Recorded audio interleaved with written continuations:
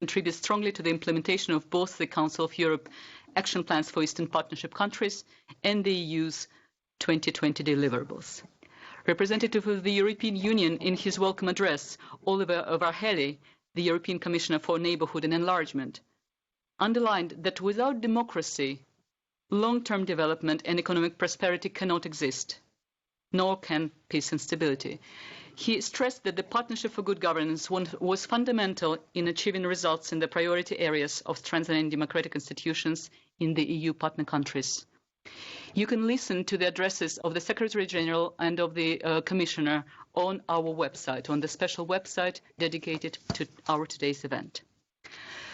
And starting our live session today, we will look at what has been achieved since the launch of the second phase of the PGG in 2019, which challenges it has faced. We will examine the lessons we have learned from its implementation and discuss the priorities for future cooperation with the Eastern Partnership countries. If you listen to us, if you follow us, and I see that we have quite a few participants already, we are very interested to hear your ideas about these future priorities. That's why we have launched a special online suggestion box on our website. There, everyone who is interested in this theme, not just participants, can submit their views and proposals about the future of the Eastern Partnership. We will work on this proposal, we will examine them and present the summary of the main suggestions in several weeks' time. Dear colleagues, we are all aware that the Eastern Partnership region is living through difficult times. Tensions are mounting high. However, we would like to remind to all the participants and speakers that our today's event is about technical cooperation programs, and we trust that the interventions will focus on these matters only. As our event goes on, I would like to remind to you that you can pose questions to the panelists in the question and answer panel on your screen. Ideally, it would be great if you could indicate the country and the organization or media outlet that you represent. Our panelists will do their best to reply to your questions as possible. And finally, we would like to encourage all our speakers to limit their interventions to 5 to 7 minutes and to mute their microphones after they have finished speaking. Now, I'm very pleased to give the floor to our first speaker, Mathieu Bousquet, Head of Unit at the Directorate-General for Neighbourhood and Enlargement negotiations at the European Commission. He has been working with Eastern Partnership countries over the past 8 years. Mr. Bousquet manages bilateral assistance to Georgia and Moldova, as well as thematic assistance to the 6 Eastern Partnership countries in the field of economy and in the field of governance. Mr. Bousquet, the floor is yours. Thank you. Thank you very much, and welcome to everybody. I would like first to thank the Council of Europe for the joint organization of this event. I mean, this is an important event to us. I would like, of course, to thank the panelists for their participation and all those who joined online. I think we are more than 130 people, so this is very good. This is very good, but this is not surprising. Why? Because, I mean, the partnership between the Council of Europe and the European Union is very important. And I think today we are almost at the midterm implementation of the second phase of the Partnership for Good Governance. And this is just a testimony of how our collaboration and our cooperation with the Council of Europe is important and matters for you and for people of the Eastern Partnership.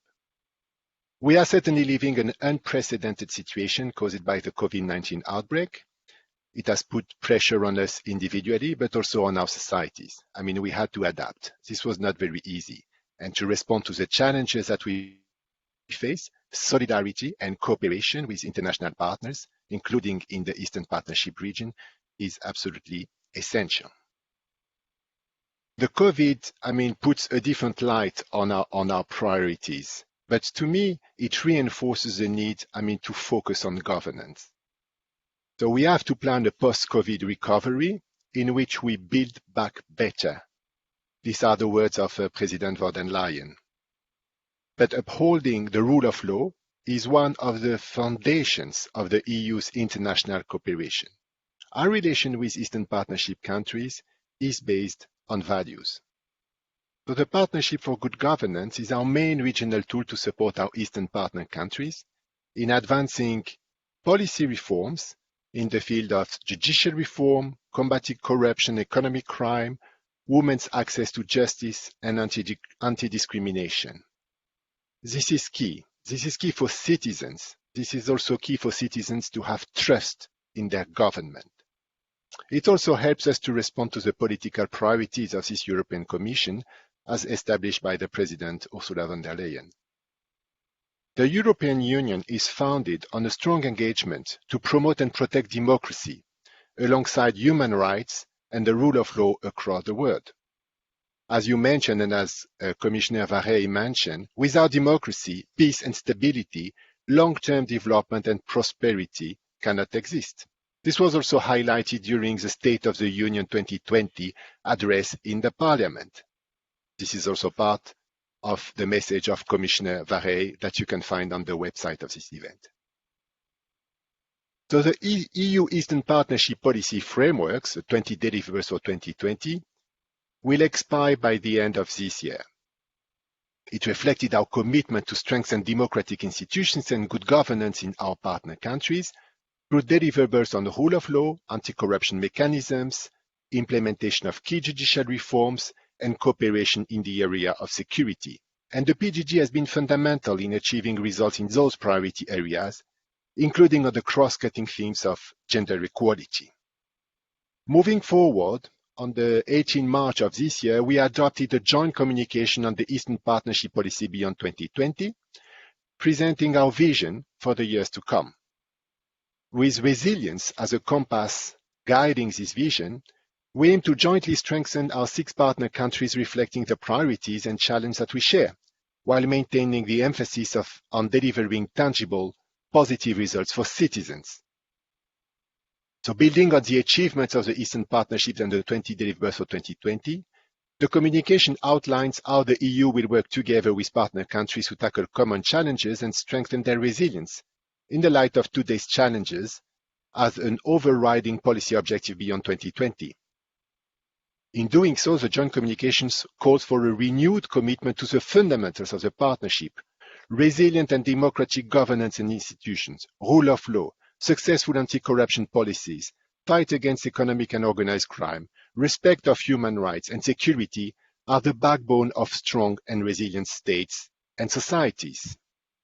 I'm just out of a meeting on digital, and in the meeting of digital, the colleagues who are specialists on these issues were talking about the ethics of artificial intelligence, data protection, security, all of that which is about governance, which is about rule of law, is also key if we want to build back better.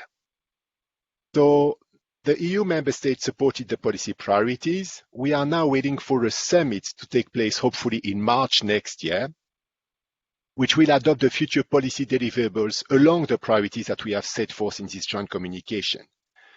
So today, at the time of celebrating this midterm implementation of this partnership, I want also to encourage all of you and all of us, to think about what could be the future deliverables. We need strong and ambitious objectives for the future in this field of rule of law for the Eastern Partnership. And I'm confident that the PGG will help us doing that. So I'm, of course, open to any questions later on. Thank you very much for your attention and looking forward to the discussion.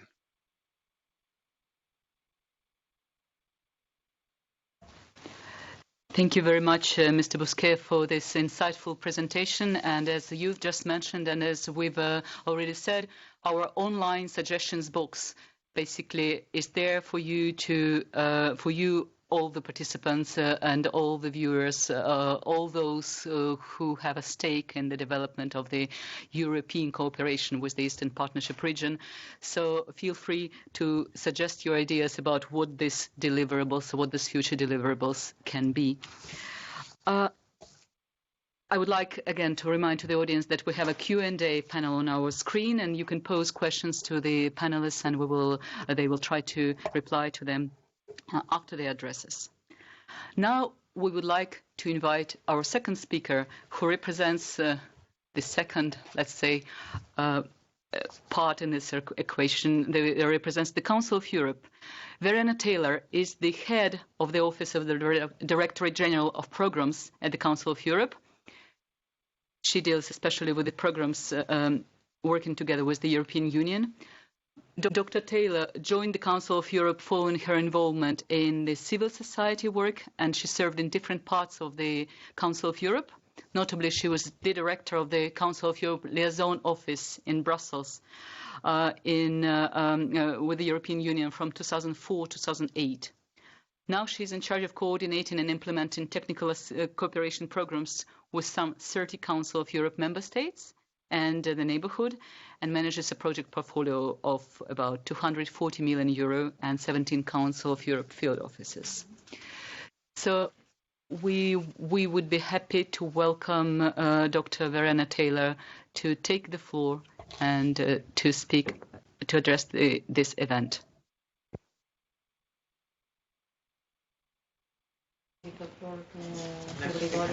I think we have a technical issue here, and Dr. Taylor will be able to join us a bit later. But in order not to interrupt our event, and we would like to basically look at the indispensable part of our partnership, which is exactly the Eastern Partnership countries. Because, of course, the PGG is implemented and funded by the European Union and by the Council of Europe, but they do it for the countries. So its overarching goal is to bring national legislation and practice in these Eastern Partnership countries closer to the European standards and help the national authorities in implementing domestic reforms. We have Verena Taylor back online. So I've already introduced you briefly, and now I'm very happy to give the floor to you. Thank you. Thank you very much, Tatiana. Good morning, everybody. Very nice to see you co-panelists, albeit very far away, and hello also to all the participants all over Europe. I apologize for the connection problems. I'm the one who's closest to Tatiana physically, but nevertheless. Originally, this event was meant to take place in Tbilisi just before the ministerial session of the Committee of Ministers, and it would have allowed us to actually all come together, but this is a very good alternative. The Council of Europe and the European Union share the same values, namely respect for human rights, the rule of law, and democratic governance. And like in other regions, we work together in the Eastern Partnership countries to promote democratic reforms on the basis of Council of Europe standards, and they're spelled out in greater detail in the action plans for the 6 countries of the region, but this in the framework of the EU 2020 deliverables. We're supposed to talk about challenges here and about priorities. I would like to mention 2 different types of challenges that we are facing for our work. First of all, we are working in the area of legislative reform. That is, we help the countries we work with improving the legislation in order to be in line with European and Council of Europe standards. But secondly, and very importantly, and perhaps even the bigger challenge, is to work with those who implement the law, i.e. to offer capacity building, to offer training, to really actually bring about a change of attitude and of practice in the countries. Another type of challenge that we're dealing with are topics, and I would like to just mention 2. Economic crime in its various forms, including corruption, money laundering, and cybercrime, does not only hinder economic development, sustainability, stability, and the consolidation of democracy. It does worse than that. As reflected in high corruption perception indexes economic crime undermines the trust of citizens in their governments, in the justice system, and overall in public institutions. This is one big thematic challenge that we face, not only in the Eastern Partnership region, but it is very much at the center of our cooperation, because trust in the justice system and its independence and efficiency, as well as equal access to justice, remain very high on the reform agenda. But the second challenge, thematic challenge, is a completely different one, but it is also faced by all countries in the Eastern Partnership region and well beyond. It's violence against women and domestic violence. The Council of Europe Convention against violence against women and domestic violence has been ratified by the majority of Council of Europe and EU member states, but in the Eastern Partnership only by Georgia so far.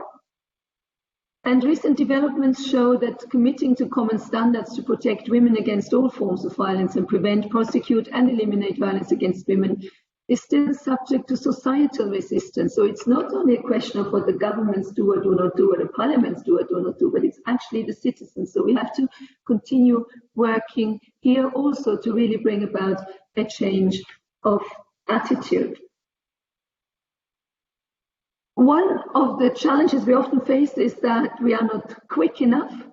So for the PGG, the Partnership for Good Governance, we have together developed a special tool, the quick response mechanism, which allows us to reply very, very quickly to needs, especially in the area of legislative reform or of the support of the Venice Commission.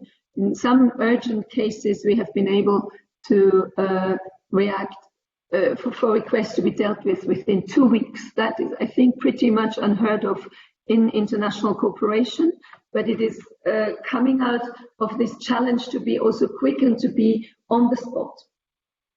Mathieu has already mentioned the specific pandemic situation in which we find ourselves today. There also we are and we were faced with rather unusual challenges.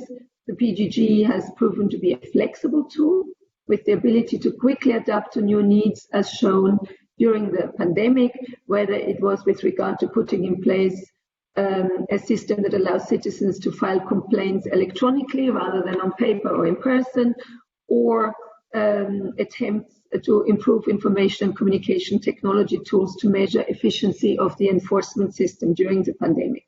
We've also been obliged to, but able to, replace face-to-face meetings and events by online events such as this one as well.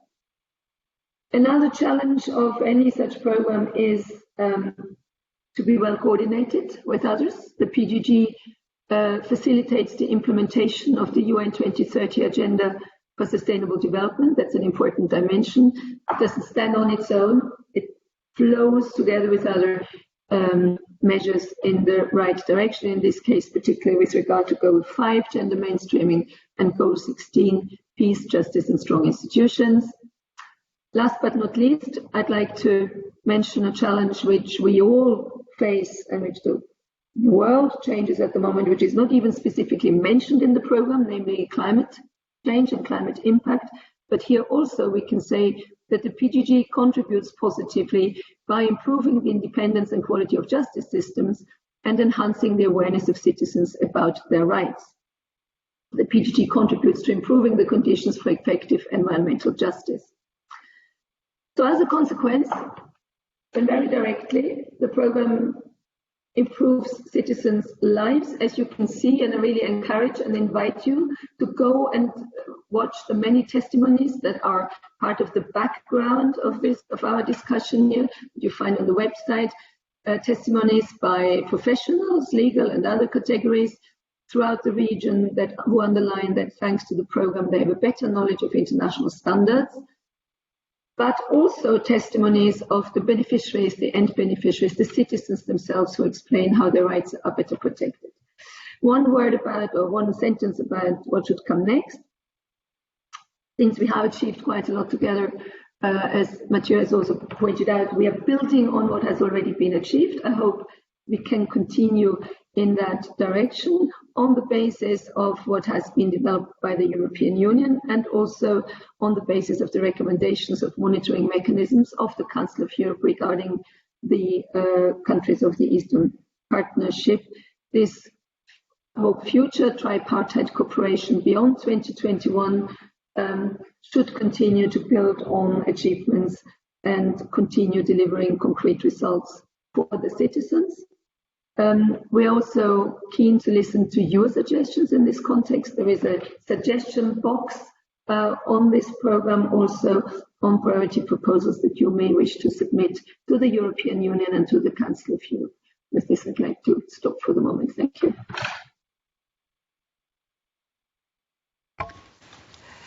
Thank you very much, Verena, for your presentation, for spelling out the key challenges that we all have faced in this truly unprecedented times. As you've just said, the goal of this program is to basically help the Eastern Partnership countries, help them bring their legislation closer to the European standards and help the national authorities in implementing the domestic reforms. So we are convinced that the representatives of the countries, of the partnership countries themselves, will be best positioned to explain how these objectives were implemented in practice and whether and how this technical cooperation has benefited the country. I have a pleasure to give the floor to the representative of the government of Armenia, Deputy Minister of Justice Kristine Grigoryan. Deputy Minister Grigoryan has held this post since July 2019. She coordinates the activities of the ministry in a number of areas, including but not limited to the coordination of human rights action plans, legal protection of interests of Armenia in interstate relations, cooperation with other states and international organizations on jointly implemented programs. The floor is yours, Madam Grigoryan. Thank you very much. Thank you. Good morning, colleagues and friends. I join the panelists in welcoming all participants of this online event. We have quite good number of participants now, 157, and I'm honored to address this online panel. So Armenia is working over many years now with the European Union and the Council of Europe through different modalities, but today we will focus on one of the most efficient setups, the Partnership for Good Governance, co-financed by the European Union and the Council of Europe, providing tailor-made support to Eastern Partnership countries in bringing legislation and practice closer to European standards in the fields of human rights, rule of law, and democracy. Armenia has been benefiting from two successive phases of this initiative since 2015. Under the current second phase of the PGG, 16 projects are being implemented, including 2 country-specific projects for Armenia with a budget of more than 2.6 million euros and 4 regional projects of which we benefit. We're partnering through PGG in implementing our government's ambitious anti-corruption reform aimed at setting up strong legislative and institutional framework to tackle corruption. The program supports the implementation of anti-corruption strategy and 4 years action plan, including support to the newly established Corruption Prevention Commission, as well as creating solid legal framework for civil forfeiture of illegal assets, as well also promotion of parliamentary integrity, etc. The next important area where the PGG is supporting the democratic reforms is the strengthening of integrity and effectiveness of the judiciary through expertise in developing the broad and comprehensive strategy for judicial and legal reforms. The revision of the ethical and disciplinary framework of the judiciary, the development of requirements for NGO engagement to the Ethics and Disciplinary Commission, and the revision of the rules of procedure of the General Assembly of Judges improved the accountability of the judiciary. The reform in criminal justice is another important direction where we are heading with the support of PGG. The draft criminal and criminal procedure codes awaiting adoption before Parliament were finalized and aligned with European standards with the support of the project. The training program of the Justice Academy was complemented by 5 new courses for judges and non-judge staff. 72 legal professionals attended the 2 new human rights education for legal professionals, HELP online courses, which were translated and adapted to the national legal order. The professional capacity of 55 judges adjudicating criminal cases were strengthened to apply the European Convention on Human Rights. Guidelines were drafted and provided to Armenian legal professionals on the European Court of Human Rights case law related to criminal issues to support the application of European standards. The actions deriving from Armenia's path of ensuring greater gender equality, strengthened anti-discrimination mechanisms, as well as evidence-based response to the hate speech are focused within the PGG regional project Armenia is benefiting from. There have unfortunately been some challenges in implementation recently, and certainly the public health crisis the world has been facing over recent months and weeks come first to mind.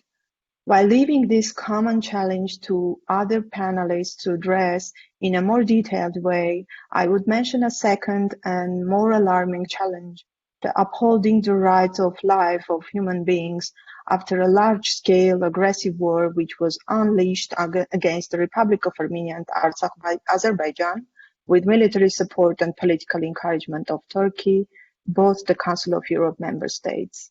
Of course, this is a technical event. I will not delve much into this, but I cannot but mention that civilian settlements and infrastructure are being shelled as we speak, including through the use of prohibited munitions, tantamount to violations of international humanitarian law and leading to the severe humanitarian crisis as warned by the Secretary-General of the Council of Europe.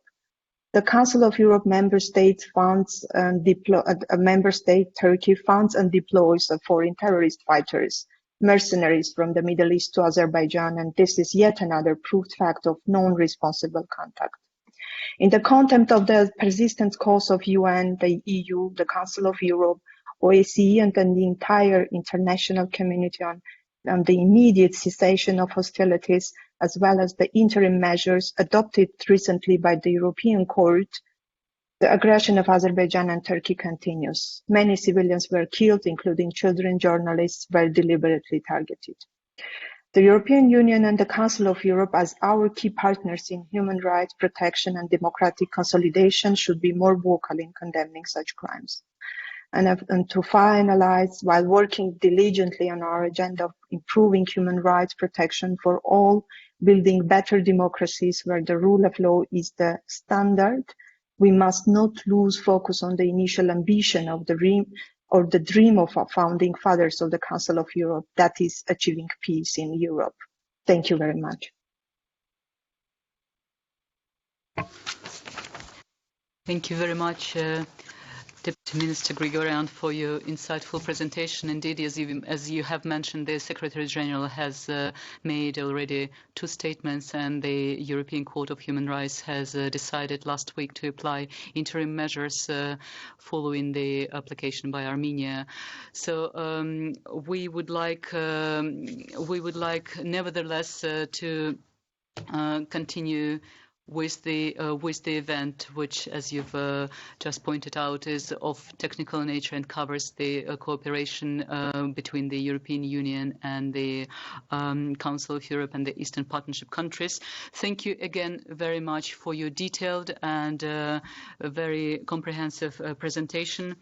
I would like to remind to the audience that you can pose questions using the Q&A section on the website. We already have quite a few questions, as I see.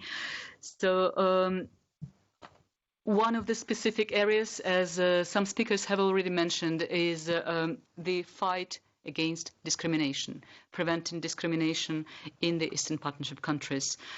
Cooperation with national equality bodies, of course, is vital in achieving this goal.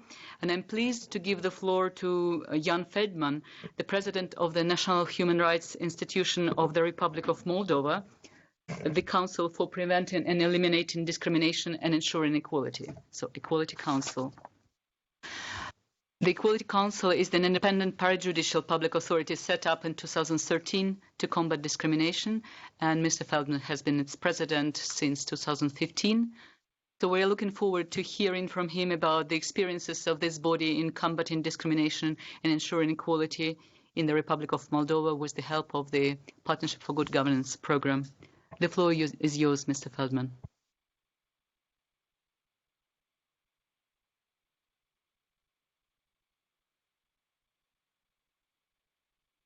Please switch on your microphone. Okay. Thank you very much, dear colleagues. It's a great pleasure to see you and a great pleasure to speak about our experience for this such big audience. I will, because PGG is a very big project covering all aspects of different sorts. I will talk about PGG in our domain in the field of discrimination.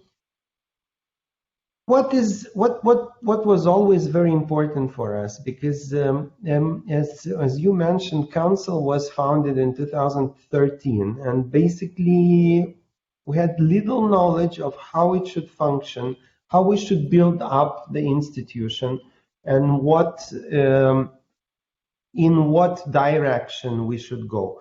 Of course, we were five enthusiasts, human rights experts elected by the parliament for 5 years term, but enthusiasm is not enough to create a state institution. You need more, you need an expertise and an understanding of how it should function in the best way. So here, Council of Europe was the first institution who came to help us. And then when the first PGG for us, it was 2015, exactly at the time when I became president of the council. We are electing presidents among the members of the council. When the PGG started, it was very, I mean, Council of Europe was helping us before, but it was very right time to start cooperating more intensively on building up jurisprudence and things. What can I say? Why is this cooperation important? And I mean, everyone who participates probably understand that it's important and beneficial for everyone. But for us, it was very important because we combined financing and diplomatic efforts of the European Union with expertise of the Council of Europe and knowledge of the Council of Europe, which is, I mean, it's a great body with a large set of standards on different human rights issues, which we are applying, and here Council of Europe is of a great help. So what did we do? I mean, it was a very wide range of activities we did in the framework of the PGG1. It was starting from and by the way, a very good part of the PGG and in cooperation with the Council of Europe is flexibility. You can always ask for something specific, and very often, almost always, you get a prompt response, let's try. So we did different things, starting from expertise and drafting different important documents, like Code of Ethics, creating consultative council, analyzing both of our laws with the attempt to bring them to the state of the art of standards in this domain. Technical assistance, visits and cooperation with different equality bodies from other countries. But plus to that, we did something which was never done before. It's national communication strategy in the domain of combating discrimination. Moreover, not just the paper, we found possibility to finance some of the activity. If we saw that, for instance, old age people were discriminated, we had a peak in a certain year. We, together with the Council of Europe and the European Union, created a campaign with the slogan "Learning from the Intergenerational Dialogue," showing that people of older age are a source of knowledge and experience, but not a burden for the society, as they always very often presented. We did different things like web quizzes. I mean, very long list. But what is important? Always what was necessary. Always target specific problems. And always, I would say modestly, with a great result. Now about the second PGG, what we are thinking is the big thing we should do in the next phases. We did using Council of Europe analysis, our government preparing a new draft law, amendments to the law on ensuring equality. This also was analyzed by an expert of the Council of Europe, and it helped to improve a lot the draft law. Now, again, European Union is a strong diplomatic pusher in this regard. We can make government being more responsive to the need to improve the equality law. There is a very big topic discussed now in Moldova. It's hate speech and hate crimes. The legal framework is not really regulated. We need it to be regulated, and we already started lots of activities, roundtables, discussions with the Council of Europe, mapping through all the national institutions what we should do. We have an idea. Let's see what comes from it. The idea is about making some sort of training center for the public officials and in the domain of non-discrimination. And again, new campaigns is, government financing doesn't allow us to do a fully fledged PR campaign on a certain topic. And also, plus to this, again, expertise if it's needed, and something I forgot what we were thinking and what we were planning. I think this is more or less what is to finalize. What is for us PGG? Yeah, it's a framework.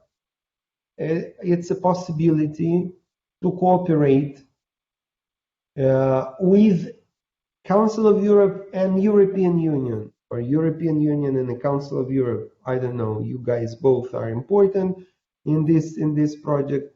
So no offense to anyone, but bringing expertise and different new possibilities in order to improve what governance, public institutions. In order to improve something we're already doing, I would say we are good, but it doesn't mean that we cannot be better, and plus to that, we can always share the best practices we have.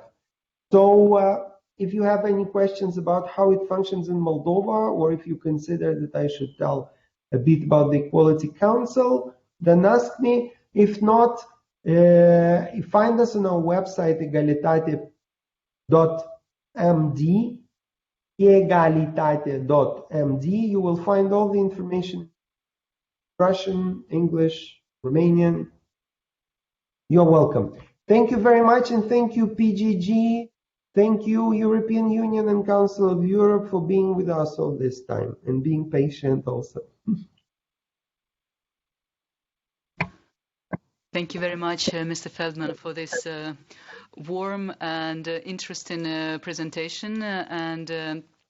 We are, of course, committed to continuing being with you. Everyone who has been speaking here was mentioning, of course, legal assistance. And we all understand that legal community of legal professionals, community of lawyers, is, of course, an indispensable element to promoting human rights standards in the countries, everywhere in Europe, not only in Eastern Partnership countries. So we are convinced that a very important stakeholder, a very important audience, if you want, that we have to work with is the legal professionals. And we're very pleased to have here with us today Mr. David Asatiani, who is the chairperson of the Georgian Bar Association since 2017 and a member of the board of the European Association of Lawyers. He has been actively involved in the Constitutional Commission, promoted independent and transparent judiciary system in Georgia, and was involved in a number of PGG projects in the country.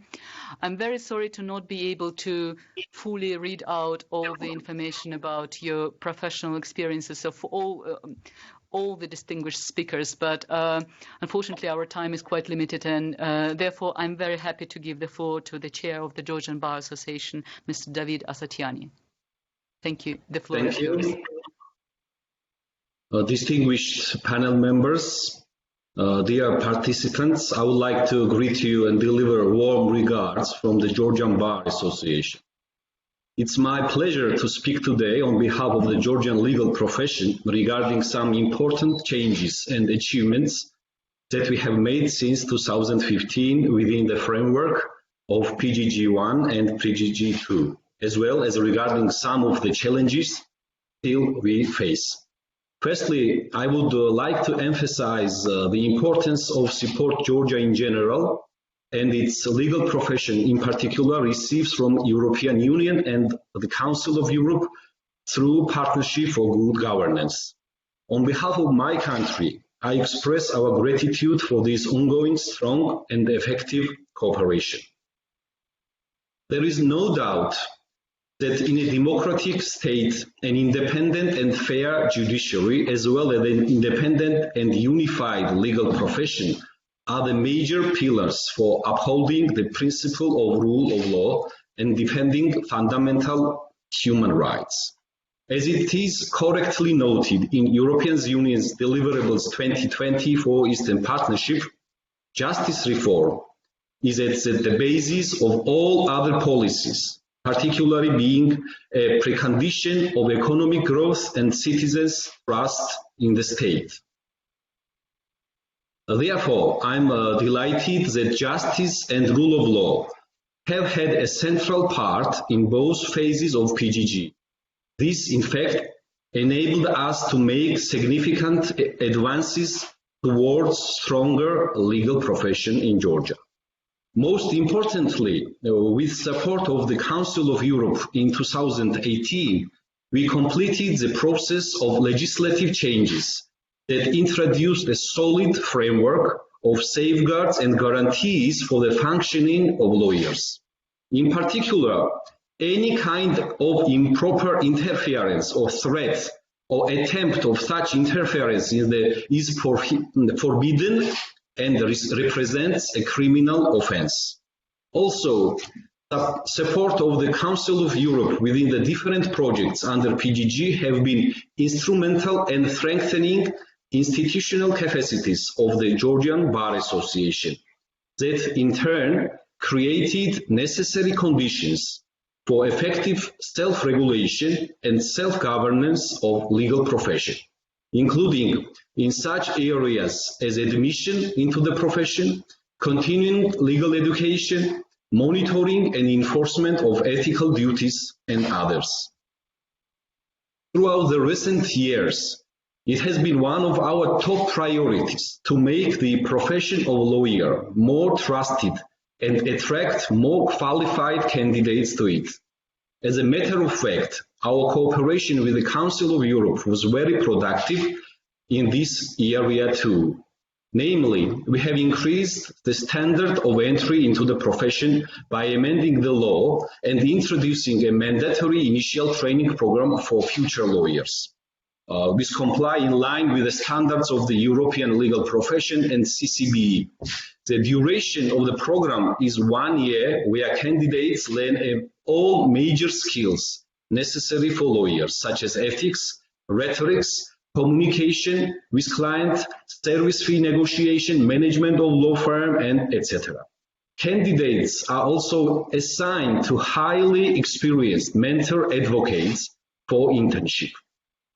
Since 2018, we already have 4th cohort of candidates who will be admitted into the profession under the above-mentioned new rules and standards. I believe that this will ensure a better quality legal service in Georgia in upcoming years, that in turn will further enhance an administration of justice. Despite these and other advancements, some challenges still remain that need to be addressed. Amongst others, I would underline 2 following areas. Low social awareness regarding the role of lawyer. This often leads to identification of a lawyer with a client that can pose a serious threat to functioning of lawyers. To address the challenge, well-targeted social campaigning activities are required. Inadequate level of cooperation and exchange of ideas amongst different representatives of the legal profession. To the end, recently, with support of the Council of Europe and United States Agency of International Development, we have institutionalized the so-called bench bar format for officially setting up Justice Coordination Council, where all 3 lawyers, prosecutors, and judges are represented and involved.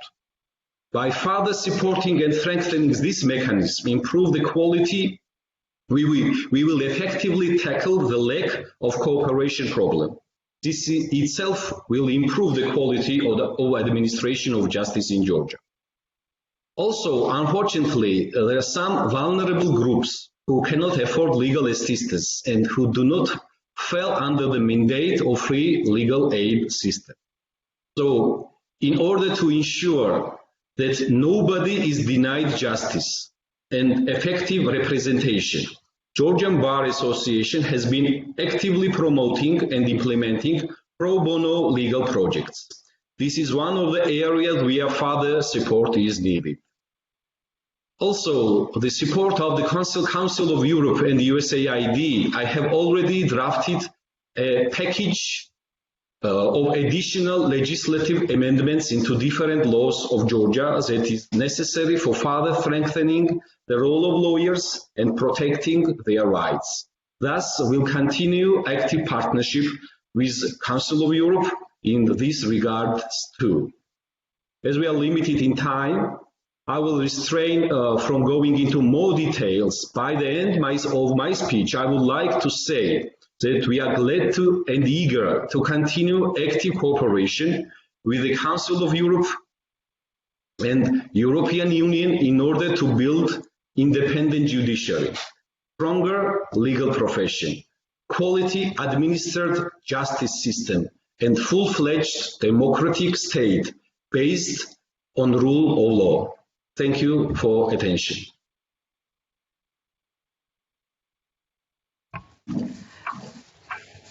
Dear Mr. Asatiani, thank you very much for your presentation. We would like to thank all the speakers and all for their addresses and all of you for your attention. And we would like to reiterate once again that our event today is of technical cooperation nature, and therefore all the opinions, all the statements made by the speakers in the framework of this event should be considered as those made in their official capacity, and they do not reflect the Council of Europe's official position. We have quite a few questions. Before we go to the questions, I have a request from Mr. Bousquet, from Mathieu Bousquet, to say a couple of words about the cybercrime project that he would like to focus specifically on. I would like to give the floor to Mr. Bousquet. Thank you. Thank you. I mean, today, indeed, I mean, we are in the middle of the second phase of the PGG, but we have also in the beginning of the second phase of an important program on cybercrime with the Council of Europe. And I think this is important.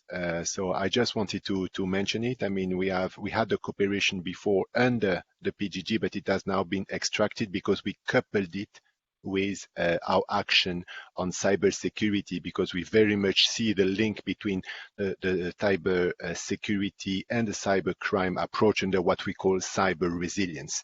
I just wanted, I mean, to mention, I mean, this important program to us where the EU and the Council of Europe are working together on cybercrime for Eastern Partnership countries. Well, I won't be long, but I did not want to forget it, I mean, in this meeting today. Thank you very much again. Now, I think as we are approaching the final part of our event, we would like to proceed to the questions that we've received, to the questions to our distinguished speakers. We are receiving a lot of questions of political nature, a lot of questions that do not fall into the scope of today's event. So we would suggest focusing on those questions that actually relate to the theme of today's event, so the Partnership for Good Governance program of the European Union and the Council of Europe. Well, we have, if you don't mind, we will start with the questions in the order in which the interventions were made. So first, I would like to pose a couple of questions to Mr. Bousquet, representative of the European Union. So basically, we have two questions so far for you, and the third question jointly for you and for Verena Taylor. We have a question from Azerbaijan. What are the main disappointments of the European Eastern Partnership program you see, and what can be done to overcome them? And the second question, if you could also respond, it's more specific, not on Eastern Partnership, but do you think that corruption in the Eastern Partnership region has worsened during the last decade, and what has the European Union done to address this program? Thank you. Thank you. These are very important and very good questions. I'll start with the first one. I mean, as Verena said, I mean, we've tried to introduce some flexibility, some rapid support for legislative reforms, which are important for citizens. They are important because they are part of the fundamentals of rule of law. I mean, for example, I mean, the new system that we have, the rapid response mechanism under the PGG2 with the opinion of the Venice Commission is an important one. So we've tried, I mean, really to be as agile as possible, I mean, to respond to the concerns of partner countries. So my biggest disappointment, and which is also probably a disappointment of some of the champions of rule of law in partner countries, is when the Council of Europe and under the PGG, I mean, provide some support for a reform, provide an opinion of the Venice Commission, provide a recommendation following up a Greco or a Monival or a CEPEJ report or statement, and this is ignored. This is ignored by the partner country for political reasons, for other countries. Those are champions who were calling for a change did not receive the overall support of the political leadership of the partner country. So that's a disappointment. I don't want to name any country here. I think it's a general disappointment for you, for the partner country, for the champions in the partner country, but for the Council of Europe and the European Union. So the second question, I think, is also very interesting. Has the corruption worsened over the last 10 years? I don't know.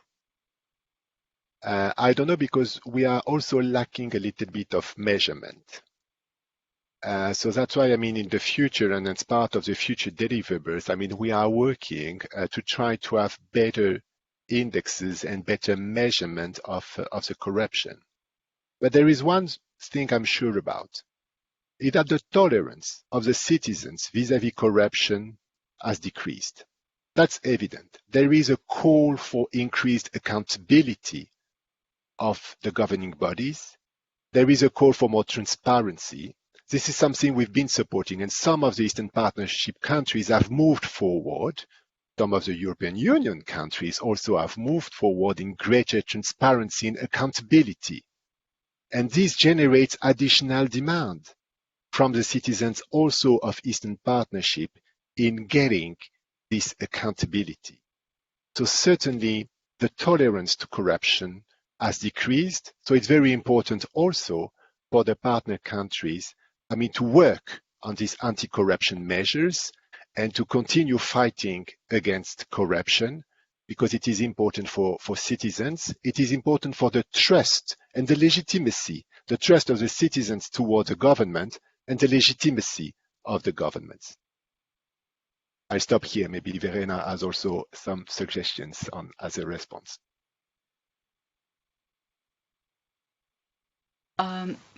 Thank you very much, Mathieu. Thank you very much, Mr. Bousquet.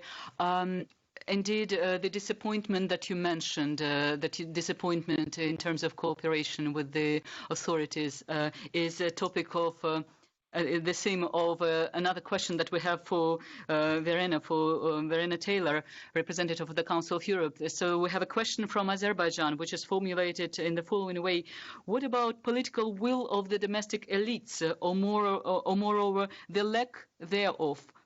How do you promote reforms if a domestic government is not eager to do it? Thank you very much, Tatiana. Perhaps first of all, a little contribution also to Mathieu's statement, in particular also with regard to Cyber East. The information on that program, the cybercrime program, is also on the website for this activity. So although we don't talk very much about it, you can find all the information you may need. So sorry, this is a technical announcement. Now, with regard to the political will of our member states. Now, we work on the assumption that member states adhere to Council of Europe standards because that's what they believe should be the standards for their country. Now, the de facto situation varies a lot from country to country, that's very clear, and that's precisely why we are here today, in order to offer to those who are perhaps for whatever reason not yet able to respect all the commitments they have made when joining the organization or when becoming a party to a given convention, that they're not yet able to respect those commitments fully. So as for me, the political will is expressed through the membership of the organization. That's our starting point. And then we meet our member states where they stand, so to speak. We offer them the support that they need, and that's different from country to country, although, of course, sometimes, and this is expressed in our cooperation in this particular context, there are regional particularities due to historical or other aspects. So I cannot accept the idea that the Council of Europe member state does not have the political will to accept to respect its commitments. That's precisely why we have 47 member states, because those 47 member states do support the same standards. Verena, thank you very much for your response. I have one specific question for you, and then a question for both the EU and the Council of Europe. So, first of all, the questions for you. You mentioned that the Partnership for Good Governance contributes to combating environmental degradation and climate change. Can you better explain how it's done?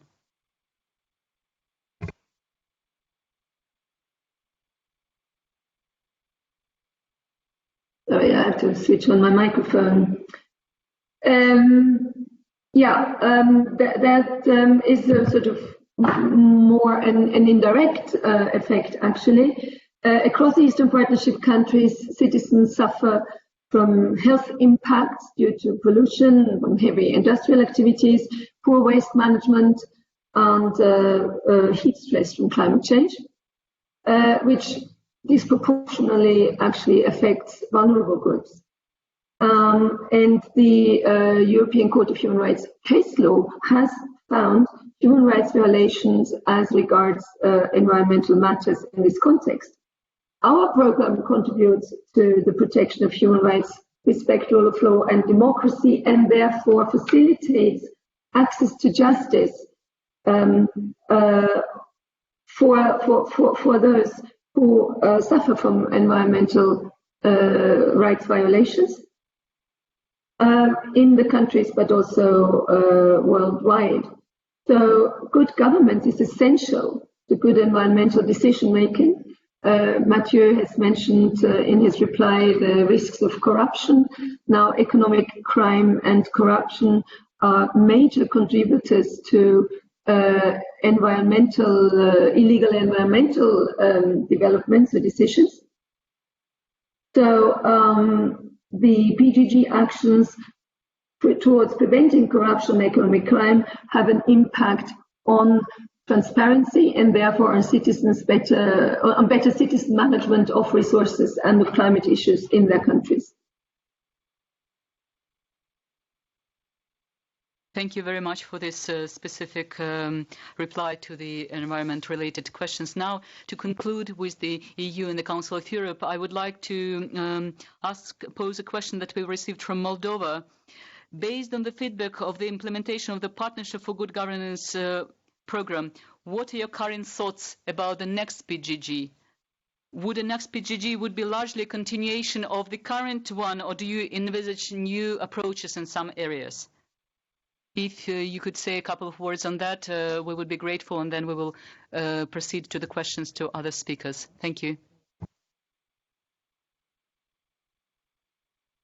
Mathieu, do you want to start there? Yeah, I can say a few words. Thank you. Yes, but to prepare a program is an application of political priorities. As I said, the political priorities are clearly there in the communication. So we want to continue this partnership with the Council of Europe. To delineate exactly what is going to be covered also depends about, the next generation of deliverables that we are going to agree on. It was clear that in the present PGGs, there was a focus on anti-corruption policies, justice, judicial reforms, and also discrimination.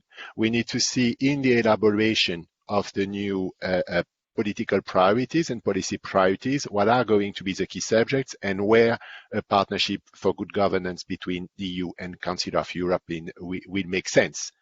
So also, this is a little bit more for us, but you know that we are entering into a new multi-annual financial framework. We will get a new multi-annual indicative program in terms of what are the priorities. So this is in the making, but whether there is a need to continue this cooperation, yes, exactly on what we need to continue it, that needs to be discussed and also built from you, where you think have been the success of the past and where we need to continue. Perhaps just to add a couple of words to this, I would like to start where Mathieu ended, namely the future priorities will be jointly defined on the basis of Council of Europe action plans, on the basis of the EU deliverables, but also and very much on the basis of the desires and needs of the national authorities. It will, of course, it's not a question of we just continue, but of course we have to take into account what we have already achieved and build on that. We think that in the probably work will cover such priority areas as judiciary, anti-corruption and non-discrimination, because while we have made progress, we are not quite there yet, and by the way also in many other countries. So this, I think, will be areas in which we'll be active, but possibly also others. And I would like to repeat my invitation to viewers and participants to use the suggestion box in order to perhaps introduce ideas of their own, where citizens themselves feel we could contribute to protecting their rights better. Thank you. Thank you very much, Verena. Thank you very much, Mathieu. Now I would like to proceed to the questions to the Deputy Minister of Justice of Armenia, Kristine Grigoryan. So far we have two questions. So one question is from Armenia. What could be the support from the Partnership of Good Governance program to the reform of the judiciary? I know that you've mentioned already the concrete deliverables such as judges trained and so on, but if you could be more specific, that would be great. And the second question is, what does your government to ensure that the principles of the Council of Europe's Convention against Violence against Women and Domestic Violence are respected in Armenia? Thank you very much. Thank you very much for both questions. First, if I may, to very quickly address on the new priorities. I assume that's as a kind of idea from my side.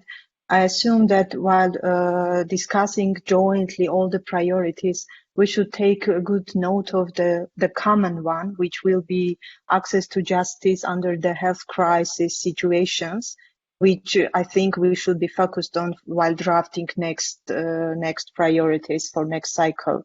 Coming back to questions, first judiciary, how the PGG can support the reforms in judiciary. I will name a couple of directions where we see that Council of Europe's experience would be very important. This is developing the alternative, so-called non-judicial dispute resolution mechanism. This is mediation and arbitration. We see clear need and we prioritize this in our domestic strategy. Next, this is access to justice, more improved access to justice, as I said, under the health crisis, and also including access for women and children and other vulnerable groups. And efficiency. I think this is a common challenge in all member states, that efficiency in judicial proceedings is a challenge. So we look for not only alternatives but also for good use of e-justice tools, electronic tools, digitization, AI, etc. Also taking good care of personal data protection issues, etc. On the second question about what our government does in terms of secure the principles of gender-based violence, to secure the principles are ensured. Now, I can say that we, as you know, are in the process of ratification of the Istanbul Convention. We using the rapid response mechanism very kindly offered by PGG, we obtained the opinion of the Venice Commission on implications of the Convention on national legislation, which is, I think, a good tool and good opinion for other member states as well. But on the national level, in the meantime, we are revising now the criminal code and all to ensure that all domestic violence related crimes are penalized in the criminal code. Previously we had a good legal basis, but now we are, as I said, we are continuing to develop it even further to ensure better protection. This comes also to the ensuring the social services, shelters, etc. There is a wide state program done by the Ministry of Social Affairs to ensure all regions have the shelters, social services at the local levels. And then last but not least, the awareness. We are keen to continue our efforts, and we are doing now with the support of the Council of Europe a campaign how the domestic violence is getting more important under the COVID-19 situation. So we will take all those directions, keep going. Thank you.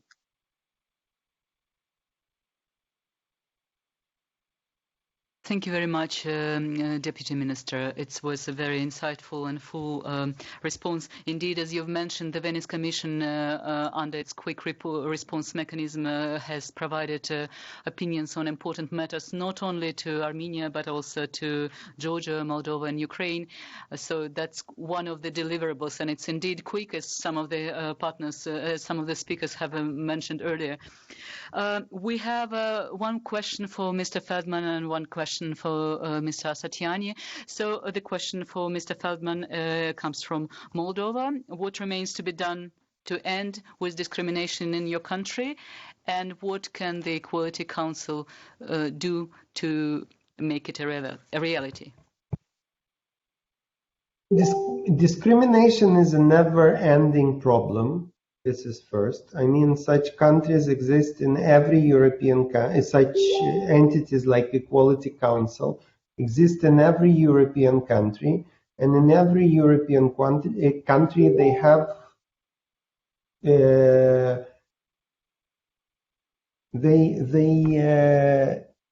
have lots of activities. The thing is, so the fight for equality and a way to fight discrimination is a process. It needs institutions who will do it, who will monitor, see things, and react accordingly. What we need to do in Moldova at the moment is to make other state institutions to react much more attentively towards what Council says in its decisions and to implement them. Plus to this, again, the legal framework is changing all the time. Like I told you in my first presentation that discrimination on the ground of age was raising 1 year very fast. Why? Because Parliament changed the law and allowed to fire people when they reach a certain age, which was not the case before, and didn't give what we think is a proper approach, didn't ask for a reasonable explanation why you fired that person. Legislation is changing all the time, and we need to react on this. New realities appear. It's a never-ending process. What we need to do is to have an efficient institution which, A, reacts to the existing problems, B, analyzes the policies and existing policies and legal framework and proposes changes or improvements. Maybe something could be improved, changed, and C, promoting the idea of equality. Like a big part, we a lot talk about the Istanbul Convention, but we should mention that the promotion part, the communication part, is a very important thing. You can vote whatever laws, but until we eliminate, for instance, sexist advertising, sexist speeches, and things like this, will not change the situation. Situation should be changed not only through, I don't know, actions in terms of legal actions or policy papers, but also through explaining people, this is the way things should be. You cannot offend a woman just because she's a woman. This is nonsense. The same thing with people with disabilities, the same thing with national minorities, linguistic minorities, and so on and so on and so on. So it's a never-ending process. We did a lot, but we can do a lot more, and we will do a lot more. This is the honest answer. Thank you. Thank you very much indeed. Of course, communication about human rights standards, communication about anti-discrimination is a very important part of all the efforts to promote human rights and to promote equality principles. We have a question for David Asatiani related to your presentation. The question comes from Victoria Gül from the European Centre for Minority Rights. She's asking, what are the vulnerable groups that are experiencing difficulties in getting legal help in Georgia? How are you addressing their needs? That's quite a specific question following your presentation. Thank you for this question. So in the prism of protection human rights and our clients, our citizens, BAR has a big direction of the pro bono services, as I mentioned. And we could not cover all vulnerable groups unfortunately. In parallel, in Georgia, there is functioning quite effectively system, and they are doing their job quite well. But BAR also participating in the process of ensuring the pro bono services for vulnerable people. We are doing project for people of disabilities, also people with low social income and also other groups, even there is some kind of domestic violence victims and so on and so on. And we are going to enlarge the possibility to support access to justice to such kind of groups. Thank you very much indeed. So we do have more questions coming up, but since they are of more global nature, I think we will answer them via email. So we've been collecting the questions. We will answer them via email. And as the time is running up, before closing our first live session, I would like to ask all our 5 distinguished speakers to just wrap up really in just 2 sentences the greatest challenges of the PGG for you and what the future priorities should be. So really just 2 sentences so that we could, this would be something that would be left in the minds of our speakers, of our audience once we finish this session. So please, Monsieur Bousquet.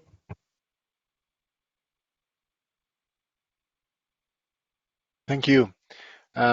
I mean, first, I think it was a very good meeting, and I like very much the interactions and the questions raised, because the questions raised are fundamental, and basically they bring you to the question that you raised. So what are going to be the priorities of the future, and what are going to be the main challenges? The main challenges to me is that we managed to create a program that responds to the needs of partner countries' citizens for improved rule of law, human rights, and democratic standards in the partner countries.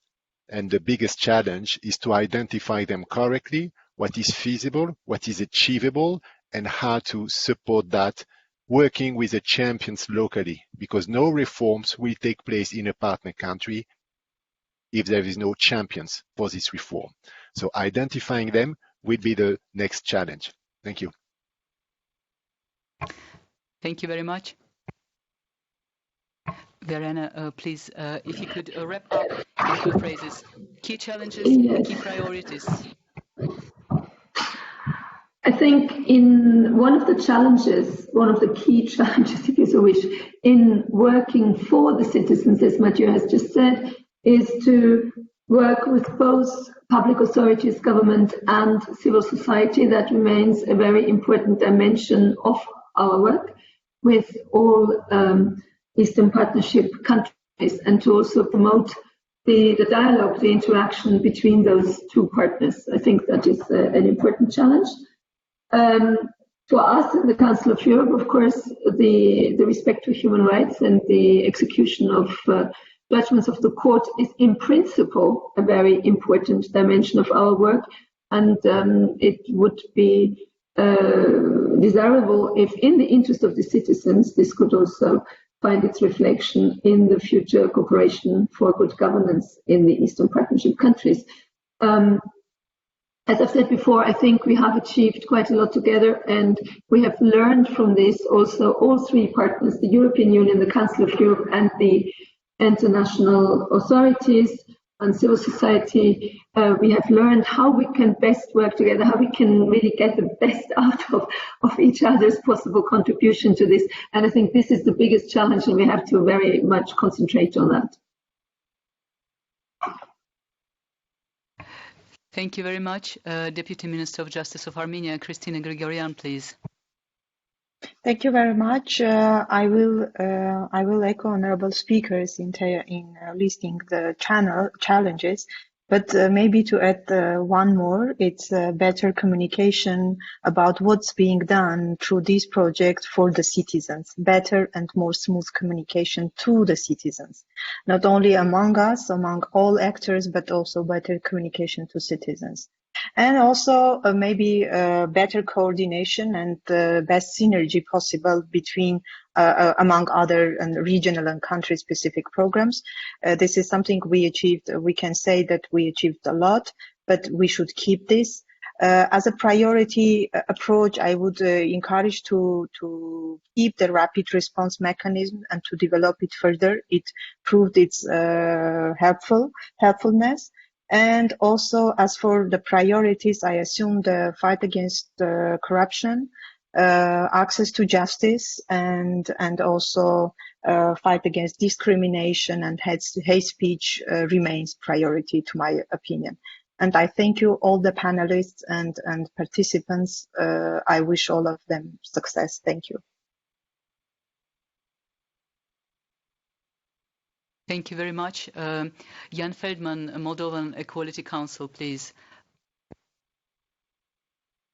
Yes, thanks a lot, dear colleagues, dear friends. It was indeed super interesting discussion and very warm and thoughtful. What are the priorities? For me, of course, it's non-discrimination, hate speech, and hate crimes. This is the topic I'm interested the most. Plus to this, Istanbul Convention is also very important, or voting the Istanbul Convention is also very important. To add to the previous distinguished speakers, as challenge, it's the external situation, the environment. COVID is a big challenge we didn't mention. Political instabilities is a big challenge we didn't mention, and implementation of all these nice ideas also depends on what's going on in our country and in a European Union. So this is also a very important challenge we should bear in mind. Again, thanks a lot. Very interesting, very thoughtful, and thanks. Thank you very much. Mr. Asatiani, we would like to hear your thoughts about the couple key challenges that you see and priorities for the future. Challenges and priorities interconnected. So the main challenge is the trusted judiciary. I mean, quality judiciary with the trust among society. And in this direction, so enhance of the intercommunication, different professions of judiciary, it's quite important. So more support in the institutional development of the independent liberal profession like a Georgian Bar Association. And in this perspective, so there are a lot of projects we can implement. And finally, I want to say thank you to the team of the Council of Europe Georgian office with best communication and cooperation during these couple of years. Thank you so much.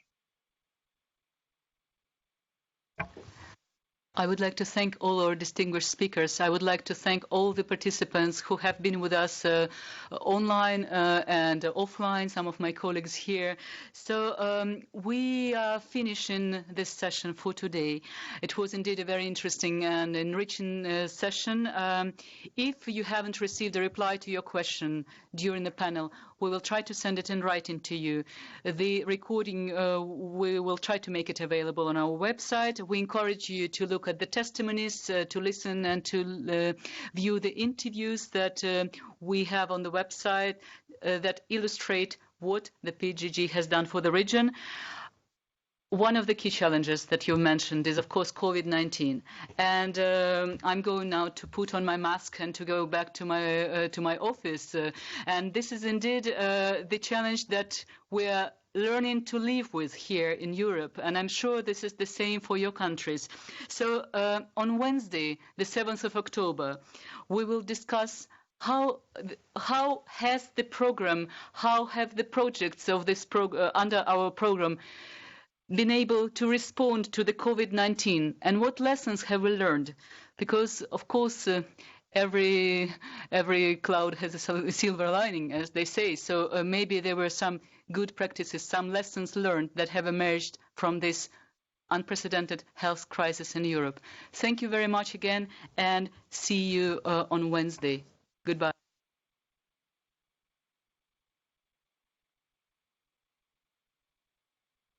Thank you very much. Goodbye.